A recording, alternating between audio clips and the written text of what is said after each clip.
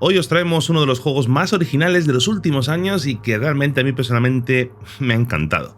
Los creadores de The Evil Within se pasan al Action RPG en mundo abierto, invitándonos a una aventura ambientada en una Tokio invadida por fantasmas y criaturas sobrenaturales. Y aunque este juego no es perfecto, como veremos en este vídeo, sí que nos ofrece una visión rompedora de la típica historia de fantasmas, con una ambientación excelente y una narrativa que nos permite mantener el vilo constantemente mientras avanzamos en la historia. No vamos a pasar miedo, realmente no es un juego de terror, pero sí que viviremos bastantes momentos de sobresalto alimentados por un entorno lúgubre y unos efectos de sonido que nos erizarán los pelos más de una vez. En este vídeo vamos a analizar en detalle cada uno de los apartados que cubre Ghostwire Tokyo y si vale la pena echarle las manos a este nuevo juego de Tango Gameworks. Por cierto, agradecer a Bethesda por darnos la oportunidad de probar este juego por adelantado para poder traeros este análisis en el día de hoy. Empezamos. Empezamos en Shibuya, una de las regiones más reconocibles de la metrópolis de Tokio, donde una misteriosa niebla ha apresado la ciudad, matando a sus habitantes. Tomamos el control de Akito, un joven que se ha salvado al ser poseído por KK, un investigador de lo paranormal. Ambos tendrán como misión parar a los pies a Hania, este misterioso personaje que porta una máscara de teatro nipona.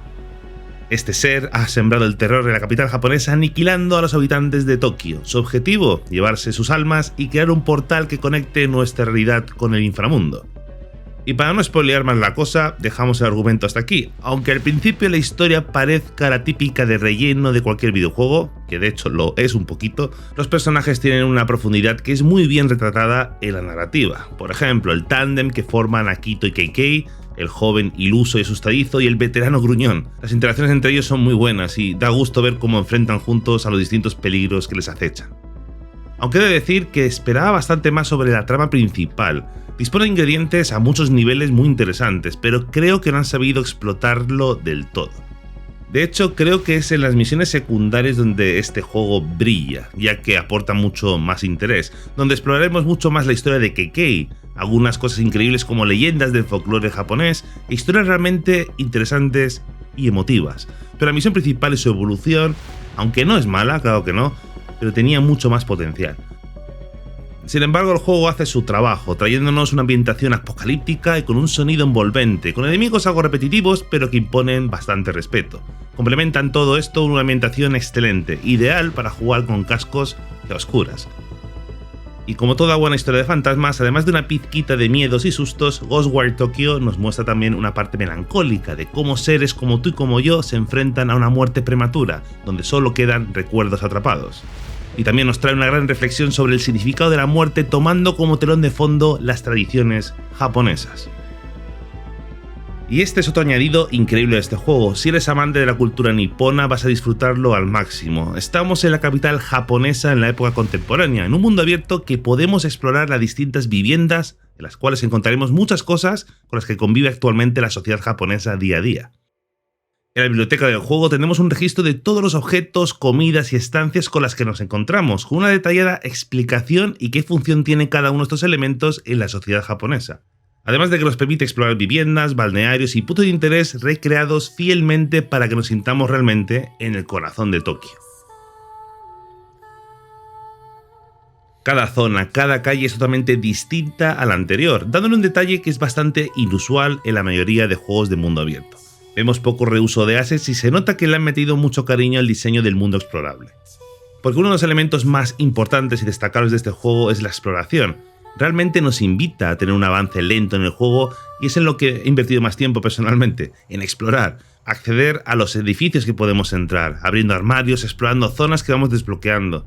Con esto conseguimos conocer más la historia, coleccionables y dinero, que nos va a servir para comprar víveres en las tiendas, que incluso la comida que compramos allí tiene su propia historia. También iremos obteniendo la experiencia y dinero a través de multitud de actividades, por ejemplo salvando almas o rezando a estatuas que nos darán más poder, leyendo los pensamientos y dando de comer a las mascotas que nos agradecerán, descubriéndonos nuevas cosas.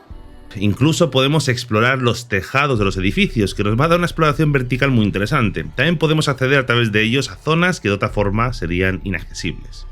La pega sobre el mundo abierto es que no se han atrevido a dar más libertad al jugador. está constantemente llevándonos por el camino, y aunque podemos explorar mucho, es una pena que no tengamos accesibles muchos más edificios y podamos interactuar de una forma más natural con los objetos que encontramos por ahí. Es verdad que cualquier obstáculo podemos apartarlo, pero si lanzamos un golpe o un hechizo, por ejemplo, no responde de forma natural. El entorno podría haber sido mucho más inmersivo y haber dejado más libertad al jugador para que pudiese explorar de una forma más profunda.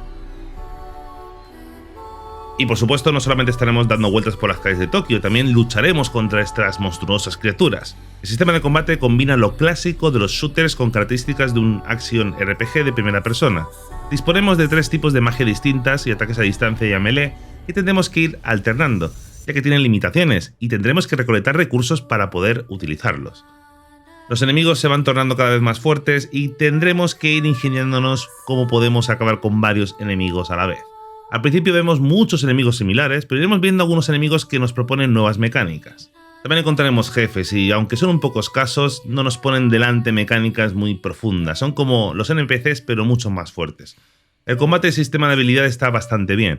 Iremos haciéndonos más fuertes a medida que avancemos.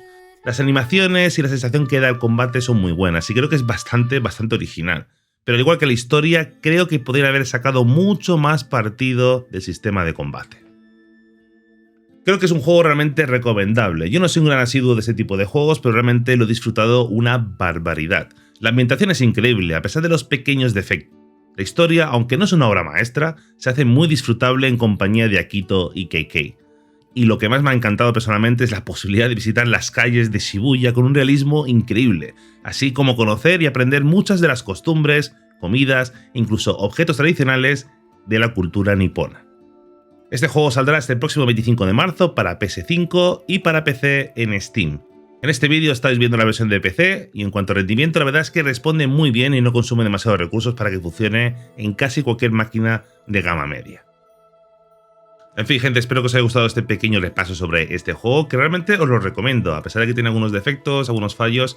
Creo que es un juego que nos va a dar unas buenas 20-30 horitas de gameplay bastante disfrutables. Muchas más, si nos podemos leer cada detalle de cada uno de los objetos que vamos consiguiendo.